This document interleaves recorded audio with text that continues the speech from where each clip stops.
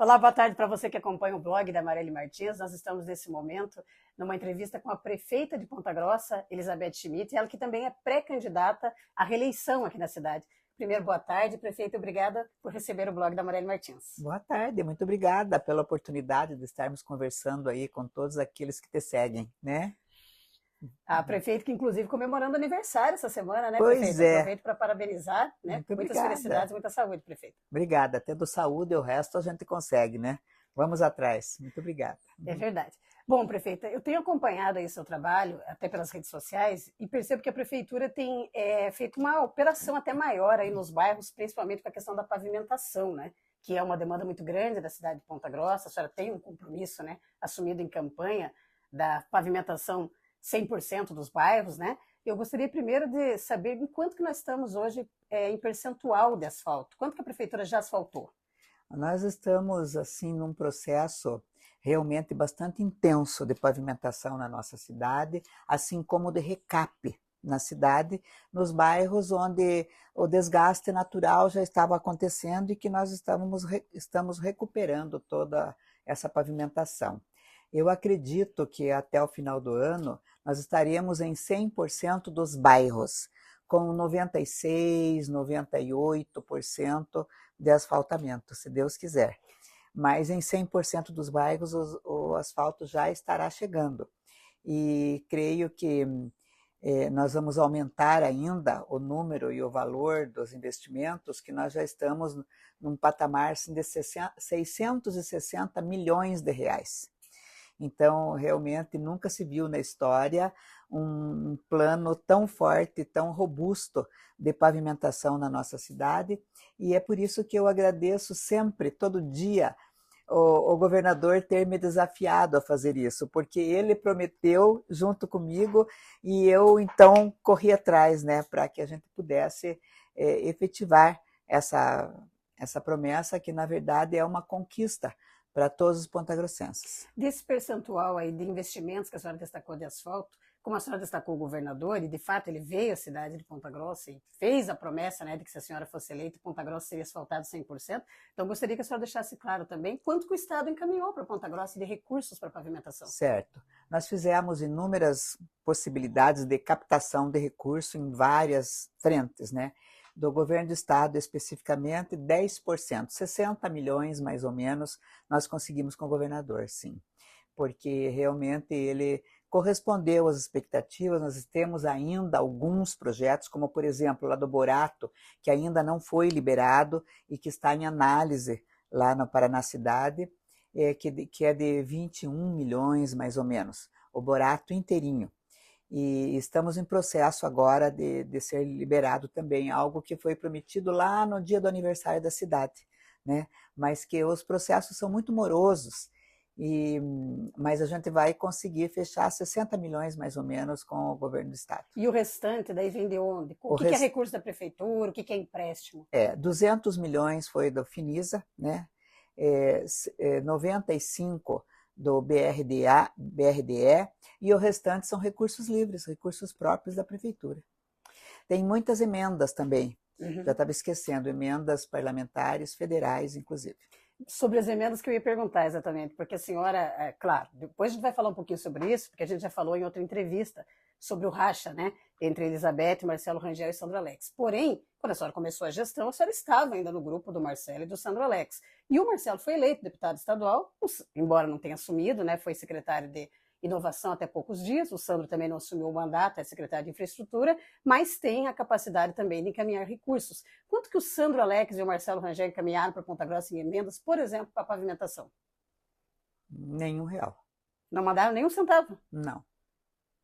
Eu faço essa pergunta porque recentemente o próprio Marcelo Rangel fez, eu diria que um ataque, né, isso eu que estou dizendo, a sua gestão, dizendo que a senhora não teria feito o percentual de asfaltos porque não fez projetos, né? A senhora me respondeu já numa entrevista que os projetos estão em andamento. Então quer dizer que o Sandro e o Marcelo cobram essa pavimentação, mas não ajudaram a cidade a ter recursos? Não. Não, eu não tenho nada que comprove isso, pelo menos a mim não chegou nada.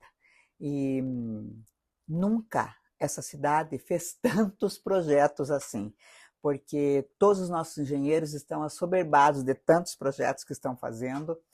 Nós contratamos 2 grandes empresas, uma para fazer pavimentação, a outra para fazer obras, para nos ajudarem, porque realmente era um volume muito grande e nós não recebemos nenhuma emenda, nem do deputado Sandro Alex, nem do deputado Marcelo Rangel. Para asfalto, né? Sim, agora eu vou passar para outro tema, que são vários, né? Vou falar um pouquinho de educação, até porque a senhora tem uma história com a educação, é professora, esteve recentemente lá no Colégio Instituto de Educação, onde nós tivemos uma diretora, que foi a professora Carmen, afastada da diretoria do colégio porque simplesmente protestou contra a privatização das escolas, e nós tivemos a privatização da gestão das escolas, né, para ser mais correto. Isso. Nós tivemos um projeto recentemente aprovado pela Assembleia Legislativa do Paraná, que trouxe muita preocupação para os professores, para os alunos, para os pais, porque foi aprovado a toque de caixa. O que aconteceu? Né? Os professores protestaram contra essa privatização da gestão das escolas e os deputados acabaram, eu uso o termo fugiram, né? Porque fugiram e votaram de forma remota a privatização das escolas, inclusive com 2 votos de deputados aqui da região, que foi o Marcelo Rangel e o Moacir Fadel, que é de Castro, né? Os 2 votaram a favor da privatização. Nesse sentido, há uma preocupação hoje também das escolas do município, né? No sentido de que alguém possa também repetir essa ideia do governo. A senhora hoje não tem o apoio do Ratinho Júnior declarado, porque ele está com o Marcelo Rangel, pelo menos tem se posicionado assim. Mas do partido dele. Do partido dele, né? Mas esteve do lado do Ratinho. A senhora, como é que a senhora vê esse projeto? A senhora implantaria na cidade uma privatização das escolas municipais? Jamais faria isso nas nossas escolas municipais. Mas o que eu penso é o seguinte, que todo e qualquer gestor, ele precisa solucionar problemas e melhorar a qualidade desses serviços. Então, as nossas escolas municipais, elas estão indo muito bem, obrigada. Por sinal, hoje ainda, eu estou com uma notícia assim maravilhosa, porque, para você ter uma ideia, o INEP fez uma avaliação e criou um índice com relação à alfabetização pós-pandemia. E não há de ver que a nossa cidade atingiu a nota e o índice 7,6, maior do que Curitiba, maior do que o índice nacional, maior do que o índice estadual. Ficou somente depois de Maringá e Cascavel, se não me engano, que tiveram 8,0 e nós 7,6. Então, eu estou muito feliz, porque realmente as nossas escolas estão alfabetizando os alunos com 7 anos de idade, que é a meta do MEC, né, em si. E aí, nas nossas escolas, eu jamais acredito que isso deveria acontecer, porque as nossas escolas têm um nível de administrativo e pedagógico assim muito especial.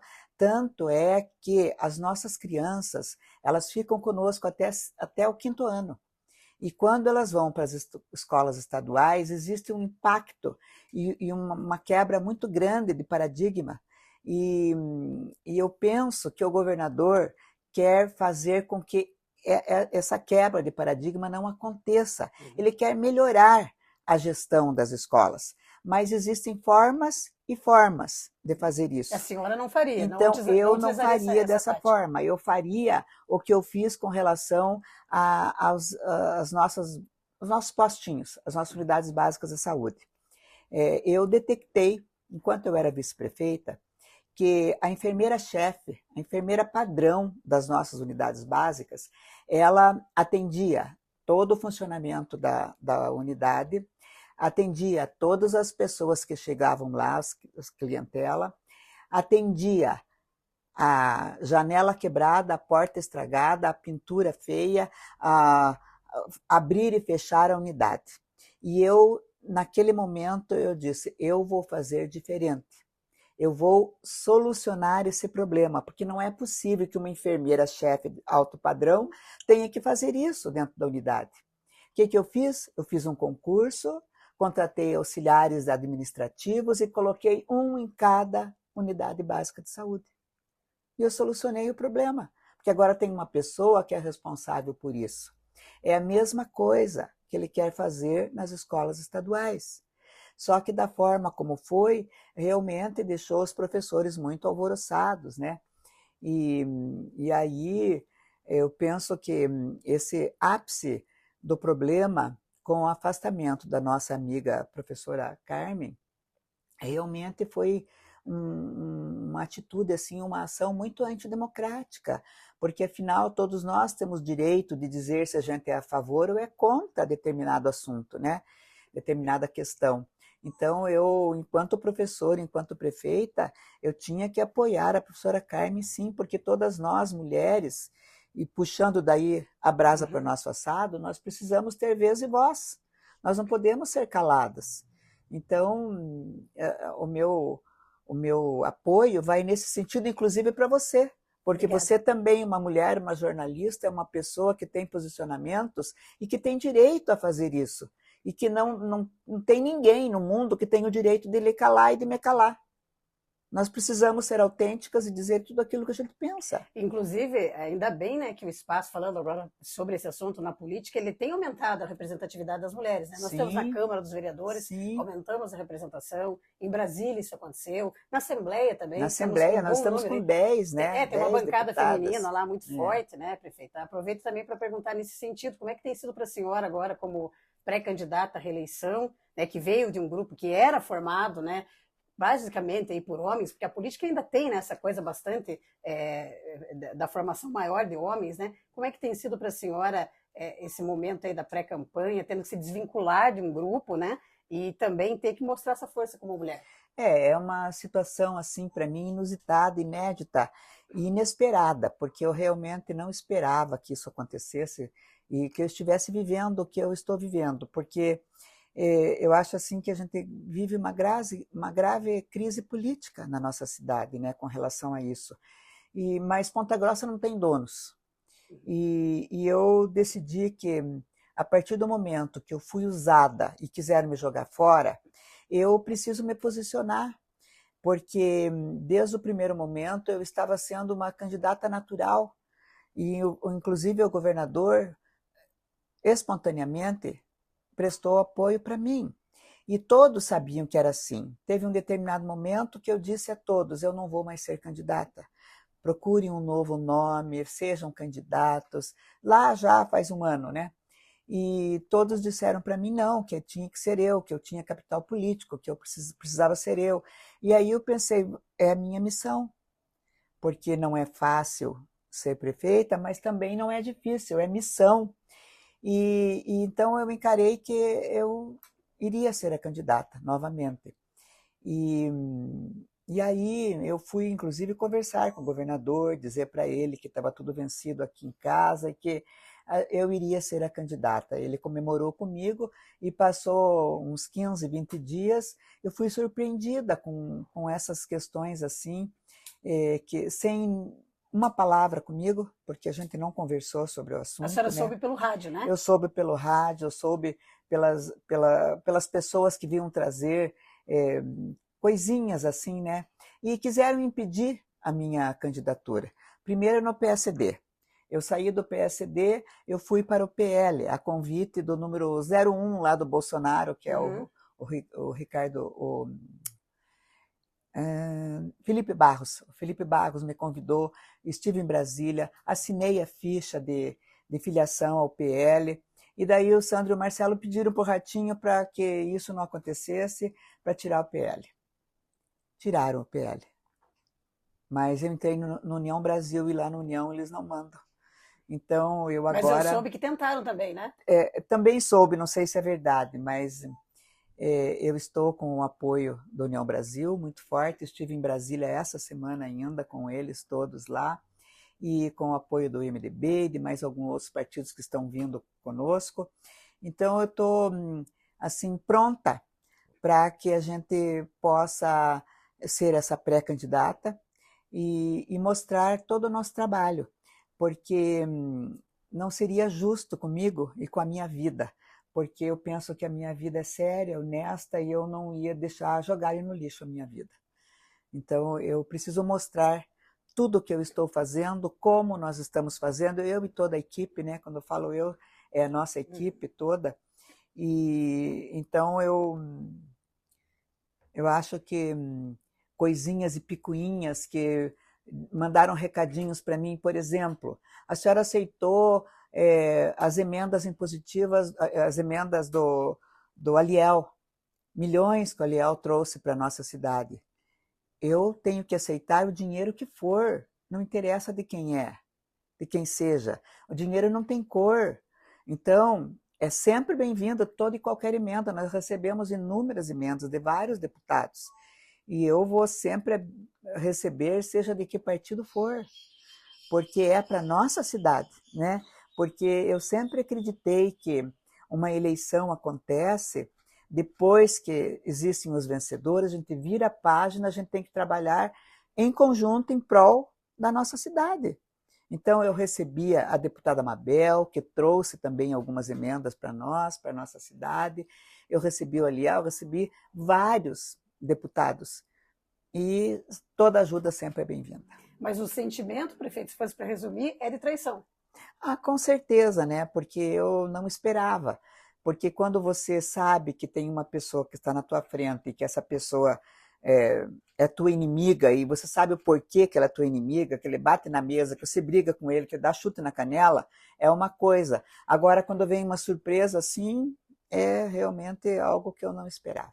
Prefeita, voltando a falar das áreas principais da cidade, na outra entrevista a senhora me disse, quando eu perguntei qual era a área mais frágil do seu governo, né? A senhora assumiu que é a saúde, né? E realmente é uma área que as pessoas, a prefeitura tem feito, né? Mas continua ainda sendo. Mas precisa fazer muito. Eu quero tocar em dois temas que acho que são os temas mais difíceis aí da parte da saúde, mas também com outro foco, que é a questão, por exemplo, do fechamento do pronto-socorro.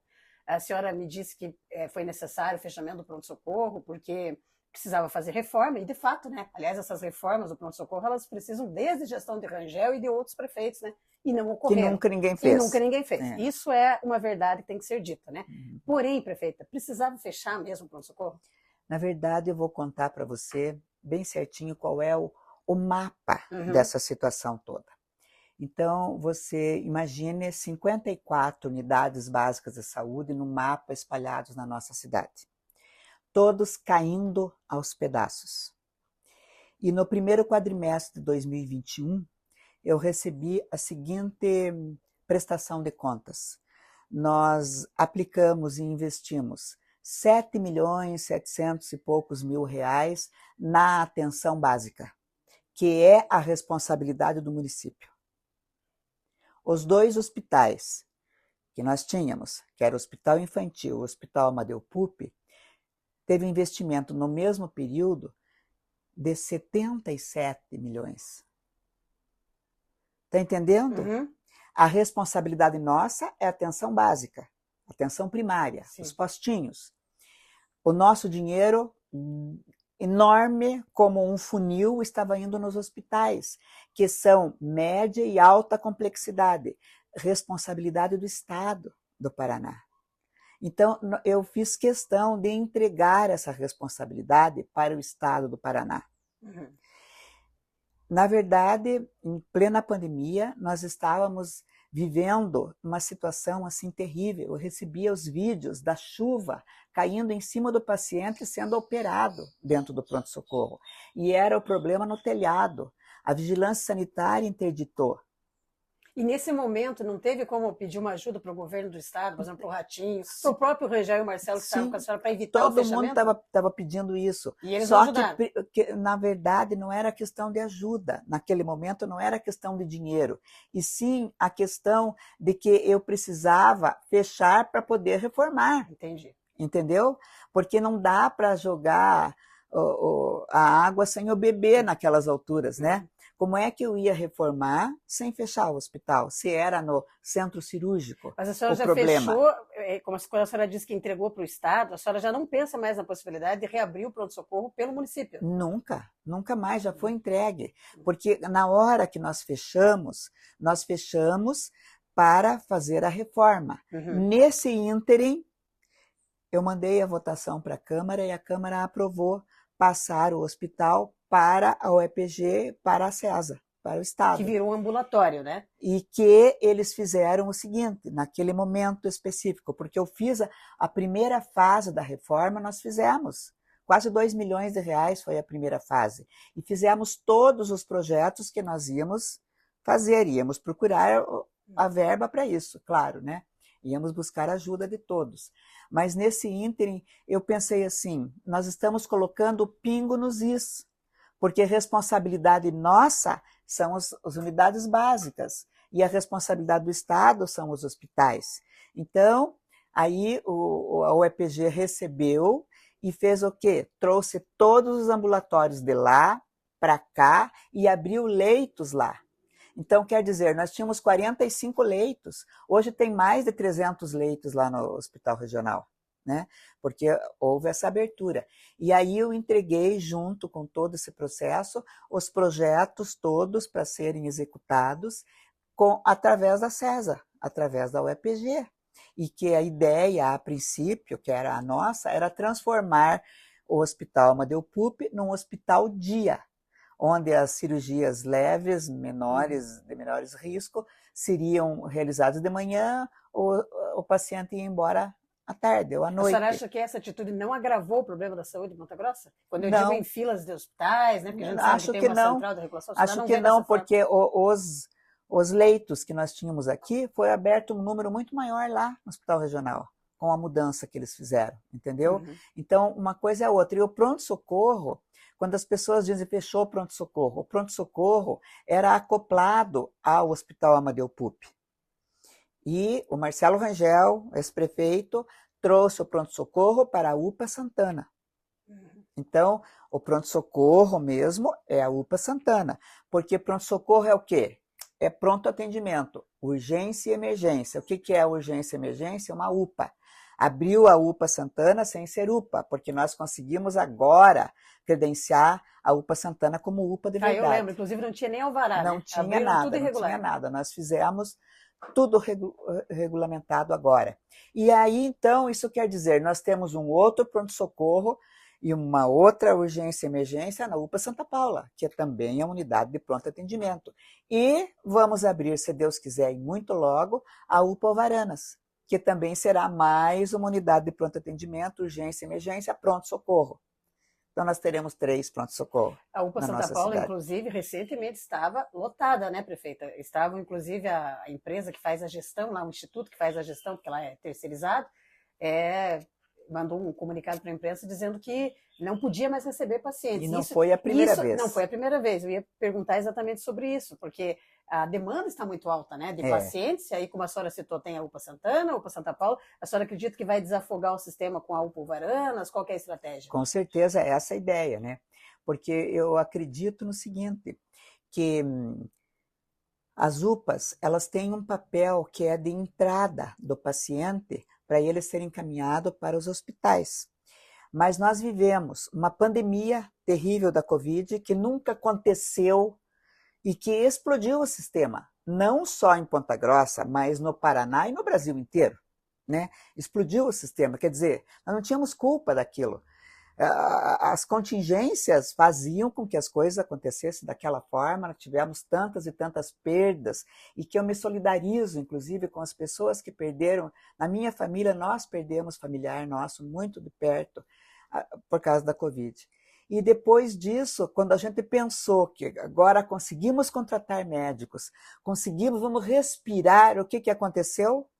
Este ano, principalmente, epidemia de dengue, que nunca aconteceu na nossa cidade. Quer dizer, foi mais um agravante e algo que explodiu novamente todas as cidades do Paraná. A gente vê nos noticiários.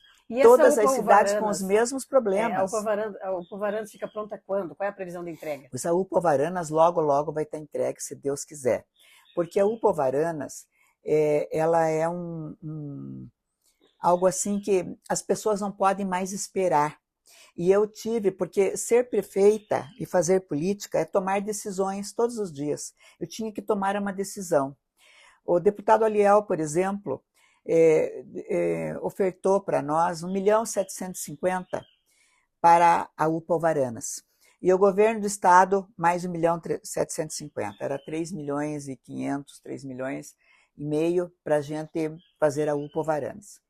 Só que para nós aceitarmos essa verba, nós teríamos que fazer o modelo de construção convencional, porque lá na CESA, os engenheiros todos já demora um tempão para aprovar os projetos convencionais, e eu queria fazer no steel frame, que é uma construção rápida, a seco, que é rápida, porque eu não posso esperar, eu preciso atender a minha população.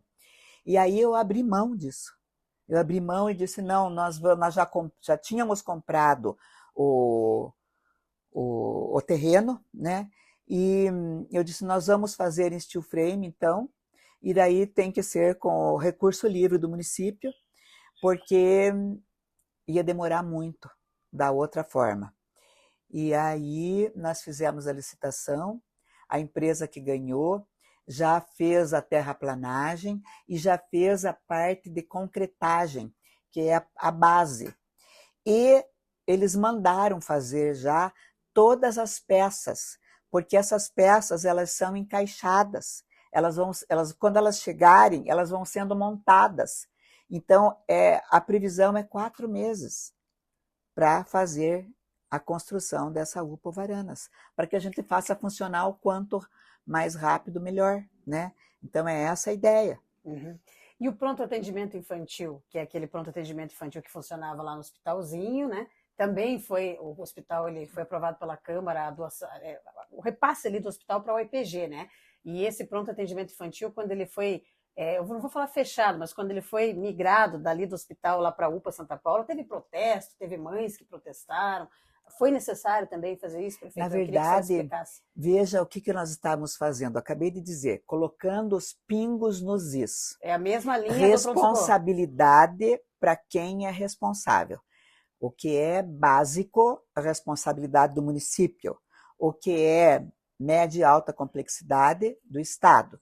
Se nós passamos o hospital para a responsabilidade do Estado, era média e alta complexidade, que por sinal melhorou 1000, porque nós tínhamos 3 especialidades lá, hoje tem 11 especialidades. Nós fazíamos 40 cirurgias ano, hoje eles fazem 40 cirurgias mês, ou dia, ou semana, porque é muita gente e atendem a região toda, inclusive tinha esse agravante. Nos nossos 2 hospitais, nós atendíamos a região e Ponta Grossa pagava aquilo que era a responsabilidade do Estado. E aí, o tal do PAI, que é o que você está falando aí, era uma salinha onde as pessoas chegavam, né? E aí a UEPG e a CESA disse assim, não, isso não é responsabilidade nossa, é responsabilidade do município. A princípio, nós íamos fazer o quê? Foi para a UPA Santa Paula.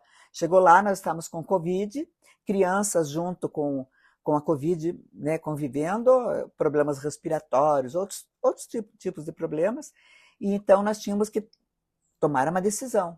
E eu decidi mais uma vez. Eu decidi que nós iríamos fechar a unidade Sadi Silveira e colocar ali um CAC, um Centro de Atendimento à Criança, 24 horas por dia, que está indo muito bem, graças a Deus. Não tivemos mais problema nenhum, porque todo atendimento infantil, eu só recebo elogios. Todo atendimento infantil está sendo feito lá. E foi uma decisão muito acertada, porque eu disse, eu vou colocar aqui, vou alugar um espaço onde vai ser a unidade por um período, vou construir uma nova unidade que já construí, já inaugurei e já está em funcionamento. Quer dizer, eu só falo aquilo que eu tenho certeza que eu vou fazer.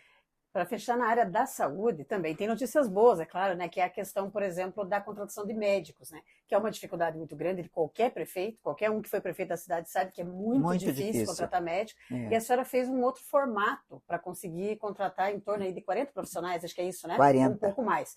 E eu quero fazer também um comparativo, porque lá atrás, na gestão anterior, a senhora, por exemplo, foi vice-prefeita, mas eu acho que foi na primeira gestão do Marcelo Rangel que nós tivemos acho que mais de 60 médicos que vieram do Mais Médicos, né? Que eram os médicos cubanos. Que, naquela época, o formato do programa era assim, né? Hoje está diferente. Inclusive, as pessoas gostavam muito do atendimento. Então, quer dizer, o prefeito da época, poderia ser outro, né? Mas na questão era o Rangel.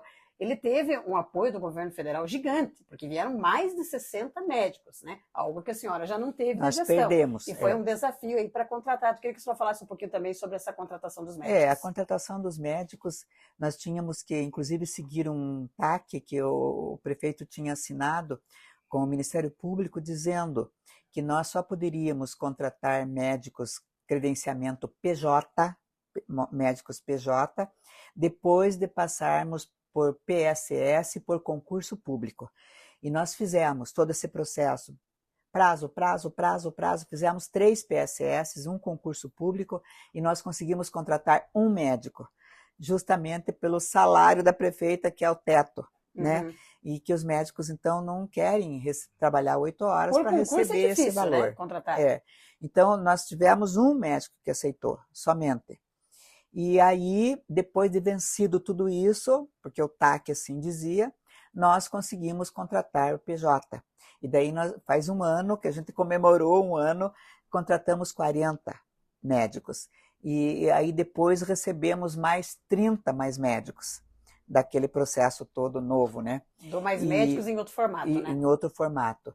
E já estamos contratando mais médicos também, eu até nem sei agora o número, mas a gente já contratou mais alguns médicos por credenciamento PJ, porque daí eles não são atrelados ao meu salário, é diferente a remuneração desses médicos. Mas de qualquer forma, eu acho assim que o que a gente está fazendo é justamente revitalizar todas aquelas unidades que estavam aqui no mapa, que a gente ainda tem mais de 20 esperando está em processo, né? A licitação nova aconteceu, eles já estão iniciando esse processo para revitalização, estamos entregando essas unidades todas revitalizadas, com equipe nova, com gás novo, sabe? Está sendo muito legal. E novas unidades também construídas, porque a gente inaugurou agora o Abrão Federman ali na Vila Ana Rita, inauguramos a Sadi Silveira, em Olarias, e temos o Cleon de Macedo lá no Jardim Paraíso, que vamos inaugurar agora por esses dias aí também. Temos a reforma lá do Antônio Saliba no Parque dos Sabiás, que também foi um parto, tudo aquilo, né? O Antônio Schwanze na Santa Luzia. Estamos construindo, inauguramos o Superposto Panamá, né? Agora, esses dias aí. Estamos construindo no Dom Bosco também um superposto, que a gente vai logo inaugurar. E temos previsão de mais 2 unidades para construção, uma no Jardim Real, ali perto do São Martim, e a outra não vou lembrar onde é, mas acho que é lá para o lado do Borato, da Chapada. Então, eu acho assim que, além da UPA Alvaranas, a gente está realmente trazendo instrumentos maiores e levando todo essas equipes. Para você ter uma ideia, o Superposto, que foi inaugurado agora ali no Jardim Panamá, Superposto César Milhel, tem 40 pessoas trabalhando, 4 médicos, que é para atender uma população enorme daquela região, né? E então a gente está fazendo a tarefa de casa, porque eu sei que eu preciso fazer essa instrumentalização dentro da saúde, porque é a maior fragilidade nossa, sim. E a sede da Fundação de Saúde, que a senhora, na verdade, a prefeitura, né, locou aquele prédio antigo lá, que era o da Rodo Norte, precisava fazer essa locação? Por que a senhora adotou essa estratégia? Eu pergunto por causa de recursos, né? Que de repente dava para economizar com esse aluguel lá do prédio. Por que precisa locar esses espaços para colocar essa? Na verdade, se você entrasse na Secretaria de Saúde, qualquer pessoa que entrava lá se assustava com as pessoas trabalhando apinhadas, né? Eles não tinham condições de trabalho. E daí eu optei, e a prefeitura inteira do mesmo jeito. Então eu precisava de espaço dentro da prefeitura, então nós levamos eles para lá, mas com o intuito de uma construção muito especial, que logo eu vou anunciar aí um projeto maravilhoso da criação de um centro médico num local muito privilegiado, que vai ser assim um arraso na nossa cidade. Prefeita, transporte coletivo, eu vi que a senhora fez um anúncio aí recente de uma mudança na bilhetagem eletrônica, mas antes de falar disso, a gente tem que falar da licitação, né, do transporte coletivo. Eu sei que a prefeitura já lançou o edital, foi agora, recentemente, porém, o contrato com a Aviação Campos Gerais, ele encerrou em junho de 2023. A senhora assumiu o mandato em 2020, tinha consciência de que o contrato com a VCG venceria naquela data, né? E de lá para cá tiveram várias informações, né? A Câmara dos Vereadores alega que a Prefeitura encaminhou o projeto às pressas. Por um outro lado, a senhora já me disse, inclusive em outras entrevistas, que o projeto foi a tempo. Afinal de contas, por que essa licitação do transporte coletivo não saiu a tempo? Então, quando eu assumi, eu sabia que dia 11 de junho de 2023 vencia o contrato. Eu fiz um processo e nós contratamos a FIP, a fundação, para fazer todo esse projeto junto conosco, porque era muito complexo, muito difícil e precisávamos desse apoio. Tá. O resultado desse trabalho aconteceu em 2022. Tinha eleição em 2022, em outubro de 2022. Eu estava passando por um processo de impeachment, praticamente, dentro da Câmara Municipal, porque diziam que eu não contratei médicos. Quer dizer, se acha que eu não gostaria de estar lá na Câmara dizendo eu contratei 200 médicos? Claro que eu queria. Eu estava amarrado, eu não conseguia contratar por causa de todo esse processo que eu acabei de te contar. E aí, bem no período eleitoral, em outubro, final de setembro, ficou pronto todo o processo. E veio a eleição. Então, nós encaminhamos, após a eleição, esse trabalho para ser, inclusive a lei, né, para ser aprovada ou não pela Câmara, discutido pela Câmara. Nós mandamos em outubro de 2022, que nós acreditávamos que era um assunto tão sério, que a Câmara ia levar a sério mesmo e ia votar imediatamente. Ia analisar toda a lei que foi colocada, ia fazer as emendas que fossem necessárias e iam aprovar ainda em 2022, para que a gente, em janeiro de 2023, conseguisse fazer o edital imediatamente, o quanto antes. Infelizmente, não foi o que aconteceu. A Câmara não votou em 2022, não colocou em votação. Em janeiro, fevereiro, março, abril também não votou. E isso queria dizer, dia 11 de junho vencia o contrato. Não ia dar tempo mais. Quando foi aprovada, aí, tudo bem, eu pedi a prorrogação do contrato, porque era a saída mais viável naquele momento. E prorrogou de novo essa semana, né? Não. Pedi a prorrogação por 2 anos. Que daí já conta até o próximo ano. Por 2 anos. Enquanto esse processo fosse desencadeado, né? E aí a Câmara fez o seguinte, aprovou assim, por 1 ano, com a possibilidade de prorrogação, mais 1 ano. Que foi o que ocorreu essa semana. Então, essa semana venceu o primeiro 1 ano e agora o segundo 1 ano. Mas essa licitação, 24 meses. essa nova licitação, ela pode ocorrer agora? Porque nós estamos no ano eleitoral. Sim. Mas ela sai antes da eleição? Qual que é a previsão aí? Sim, a previsão é começo de agosto. E vai possibilitar, prefeito, a pergunta, porque assim, quando se fala em transporte coletivo, isso não é uma dúvida só da Amarelli, acho que de toda a população. Sempre a gente escuta aquela história, mas nunca vão tirar a VCG, mas os prefeitos têm amarra com a VCG, deixando claro que eu não tenho nada contra a VCG, não é a questão da empresa em si. A questão é uma licitação que vai possibilitar a entrada de outras empresas, quando eu digo assim, para melhorar o transporte coletivo da cidade, para que a gente não fique sempre na mão da mesma empresa? Ou tem alguma amarra que faz com que a VCG nunca saia de Ponta Grossa? Não. Toda e qualquer licitação é aberta para qualquer empresa do Brasil. Qualquer empresa do Brasil, quiçá do mundo. Nós fizemos 2 lotes, dividimos a cidade em 2 espaços, 2 lotes, justamente para ter possibilidade de ter 2 empresas, 2 concessionárias trabalhando, né? E todas as empresas que tiverem com toda a documentação em dia, elas podem participar do processo licitatório. Inclusive todas. A VCG não estava, né? Porque a VCG, quando foi feita a primeira prorrogação com a VCG já tinha uma dívida de mais de 25 milhões com a Receita Federal, isso é de conhecimento público, pode ser checado, inclusive com certidão negativa, né? Ou seja, para ela poder participar da licitação, ela vai ter que estar com a certidão adequada, né? Precisa estar com toda a documentação em dia. Todas as empresas que entrarem no certame, elas precisam estar habilitadas a isso. Então, eu espero que esse processo já ocorra mesmo e que a gente se livre desse grande problema, porque as pessoas elas têm resquícios dizendo que a lei era de 20 anos, de 30 anos, não sei quantos anos, e que era tudo amarrado. Na verdade, eu acho que nenhum prefeito teve a coragem que eu tive, porque eu mandei a modificação da lei e eu consegui mudar a lei. Eu consegui mudar, tanto é que nós estamos tendo no transporte rural, que não era possível, né? Agora, nós fizemos um outro aditivo aí no contrato, com relação à bilhetagem, o que dizem tanto que tem caixa preta na VCG, que falta transparência, não vai existir mais isso, porque vai estar claro. Agora, esse gerenciamento vai ser da prefeitura. Mas hoje não tem esses dados, né? Hoje, se a prefeitura quiser os dados sobre quanto a VCG lucra, por exemplo... Se a gente pedir, eles precisam mandar. Obrigatoriamente, eles precisam mandar, e já enviaram em outras oportunidades. Então, eu acho assim que para mim, o processo tem que ser transparente e aberto para todo mundo saber.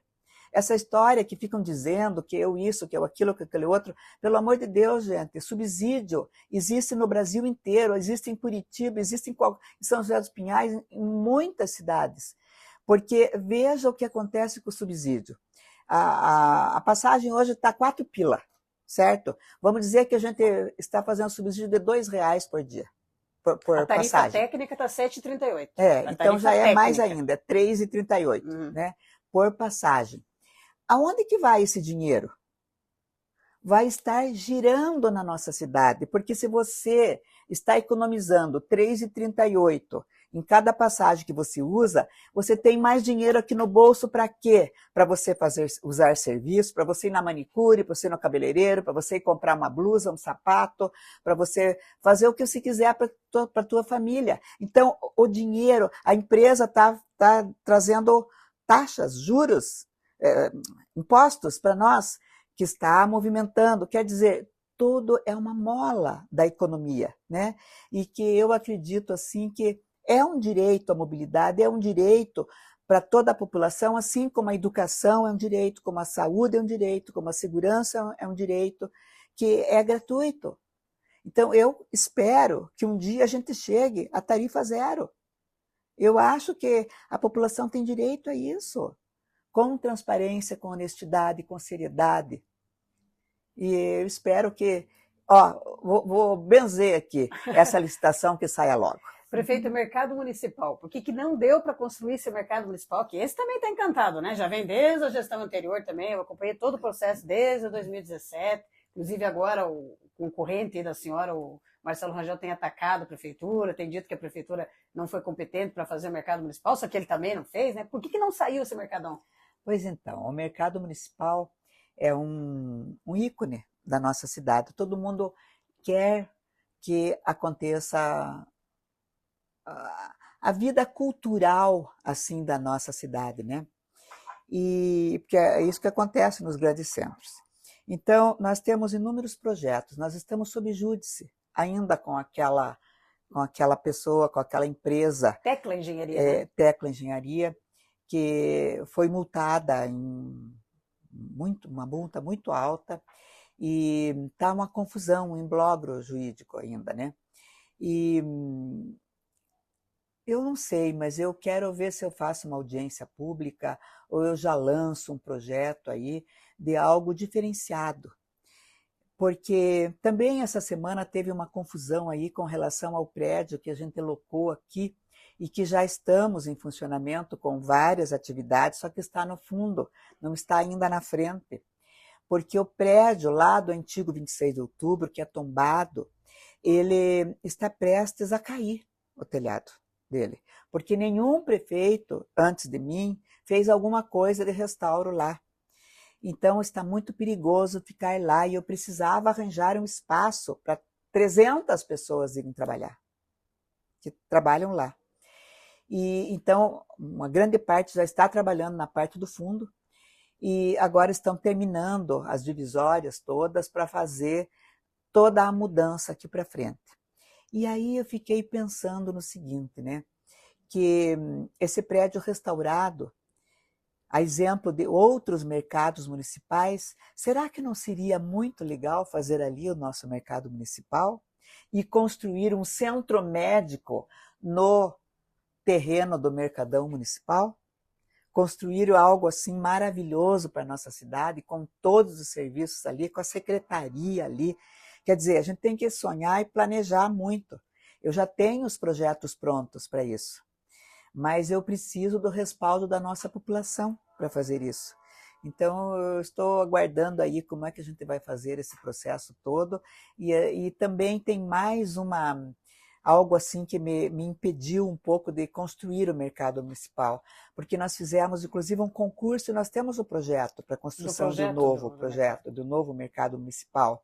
Mas eu penso assim que construir um novo mercado tira essa coisa assim do cantinho da cidade, porque o que era mesmo não existe mais, né? Então, é um novo prédio, é diferente. Se for num prédio tombado, ou, por exemplo, em algo que eu estou também em construção com a Rumo, porque eles estão já com contratação de arquitetos para fazer naquele terreno atrás do operário, nas oficinas, fazer o que eu pedi para eles, um mercado municipal. Eu não sei o que vai sair antes, mas a ideia deles é isso, é fazer um centro de convivência que eu quero fazer ali naquele espaço. E eu pedi para que eles doassem para a prefeitura.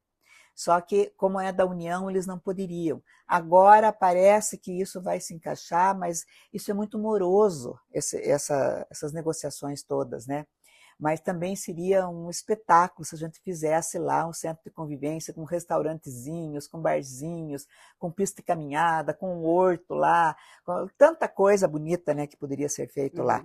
E no Mercadão Municipal, no terreno antigo, fazer no coração da cidade um centro médico muito especial. Então, tem outras perguntas sobre outras áreas, né, da sua gestão que eu gostaria também de ter abordado, mas por uma questão de tempo, é claro que eu vou fazer aqui a minha última pergunta, que é relacionada à questão das eleições mesmo, né? Como é que a senhora vê o cenário hoje de Ponta Grossa? Nós temos a sua pré-candidatura, por outro lado tem o Marcelo Rangel, tem a Josi Canto, tem o Aliel, espero não esquecer de ninguém aqui, tem o Tota do Partido Novo, tem o Eliseu Cucã do Solidariedade, e temos também a professora Renata do PSOL, né, que são os candidatos, os pré-candidatos que a gente pode falar hoje do cenário.